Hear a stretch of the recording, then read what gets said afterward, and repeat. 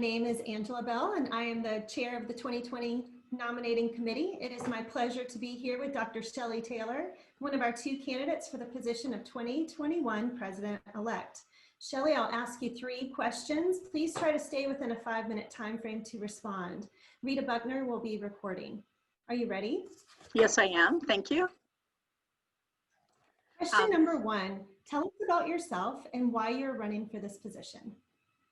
Okay. I'm a professor in the Faculty of Education at Western University, where I teach graduate courses on second language teaching and learning from social and critical perspectives. I learned French at school and while teaching ESL and EFL in Quebec and France. And I studied in the modern languages stream in a gymnasium in Denmark where I learned Danish. I had other foreign language learning experiences with more or less success, such as learning Russian in Denmark when I didn't understand Danish yet and the textbook was in Swedish, so that was less success. But those sorts of experiences prepared me to understand the field of TESOL better.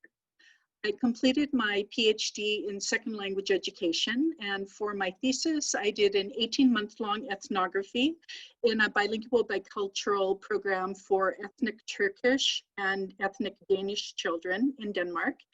And half of the ethnic Turkish children were actually ethnic Kurdish children, so it was a de facto trilingual program.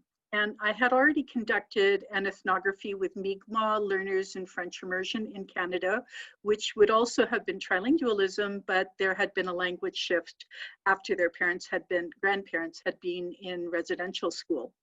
And I was later involved in a large-scale project on multilingual language education in Nepal that involved Nepali, English, and L1-based instruction in over 122 languages. So these experiences raised my interest in multilingualism, which led me to explore multilingualism in TESOL and eventually guest edit a special issue of TESOL Quarterly called Plurilingualism in TESOL. More recently, I have been involved in TESOL in higher education, so English medium instruction in Europe and the language and literacy needs of youth refugees, taking EAP courses in English language institutes because they want to go on to Canadian colleges.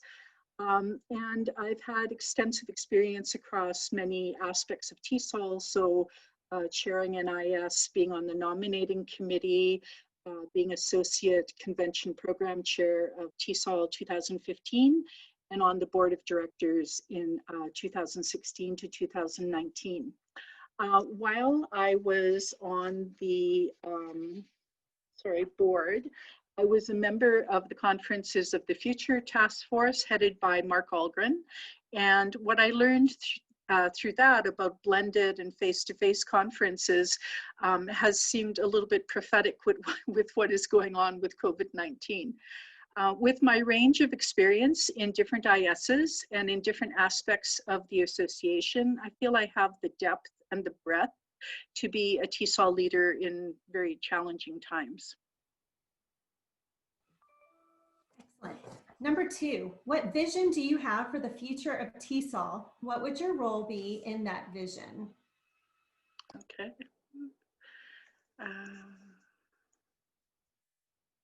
Having some more challenges here.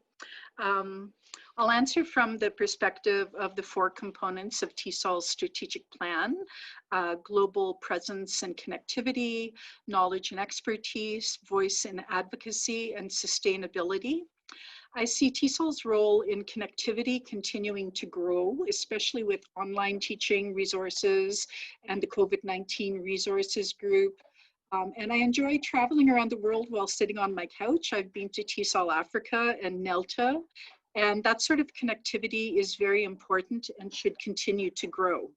There were 850 people listening to Stephen Krashen for NELTA, both on Zoom and in their YouTube station. And so there's a great potential for outreach, and much can be done cooperatively. I would like to explore and support that more. As for the future of TESOL disseminating knowledge and expertise, TESOL Quarterly, TESOL English Language Bulletin, and the newsletters have all been lifelines since the lockdowns have started. as have the webinars by various learning networks, the ISs, and the virtual conferences that the affiliates have been holding. I discuss voice and advocacy more in the next question. And as for TESOL's future sustainability, financial sustainability is extremely important as COVID-19 has limited the possibilities for face-to-face income generating initiatives. And sustainability also surfaces in terms of recruiting the next generation of leaders, as came up in the task force, the conferences of the future. My role would be seeking out new opportunities and supporting member initiatives by consulting widely and keeping a close eye on global educational changes and, as much as possible, health initiatives or health affairs.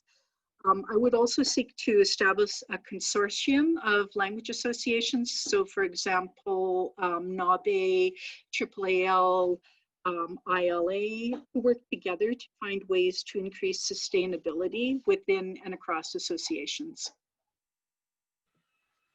Great. Question number 3. TESOL values and seeks diverse and inclusive participation within the field of English language teaching.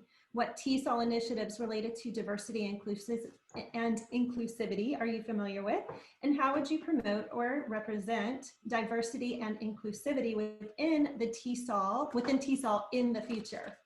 Okay, I'm familiar with the recent joint publication by TESOL Quarterly and TESOL Journal, the task force that the board struck in summer 2019 to strengthen TESOL's diversity, equity, and inclusion efforts, issues that the Racial Justice and Inequality Reading Group, headed by past President Deborah Healy, dealt with over August, September, that showed the global need for discussions on diversity and inclusivity.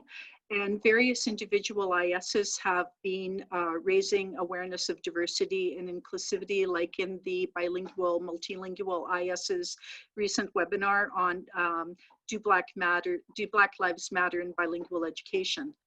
Ways that I would promote diversity and inclusivity within TESOL in the future would be to make sure that members gain deeper understanding of critical race theory to recognize and see racism and race inequality in education, and to understand the need for counter narratives and stories to confront colonialism and anti-Black racism, and to make sure that they gain deeper understanding of intersectionalities.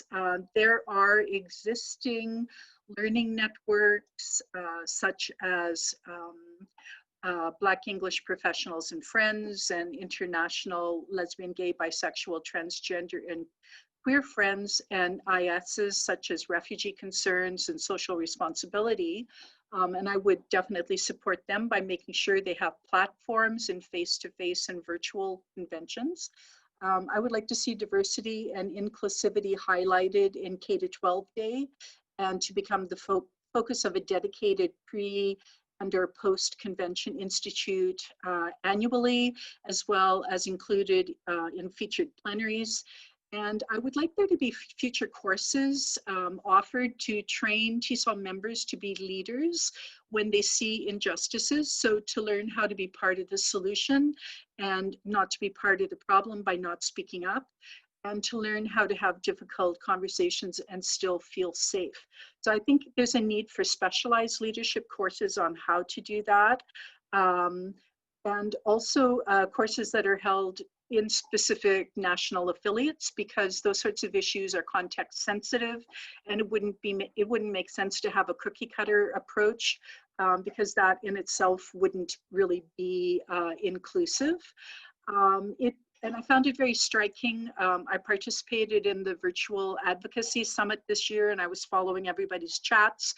And one of the participants mentioned that she was a tenured professor and something very discriminatory had come up and she didn't dare speak up, and she already had tenure. So that's when I started realizing that there would need to be these leadership courses that would focus on how to speak and still feel safe.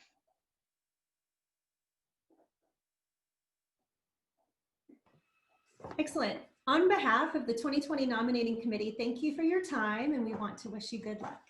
Thank you so much.